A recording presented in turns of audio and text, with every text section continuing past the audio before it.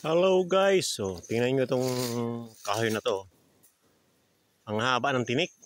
Oh, nakakatakot eh. Yan oh. Puro tinik yan. Grabe. Hanggang sa itaas oh. Yan oh.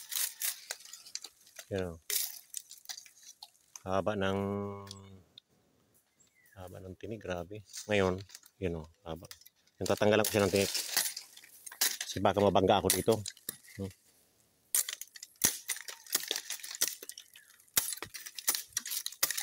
Ang titigas kasi ng tinik. Hindi ko lang alam kung anong tawag sa kahoy na to. Mataas naman siya oh.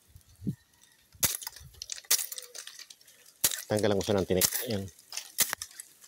Ang dami pati. Matitigas ang tinik oh. Dami.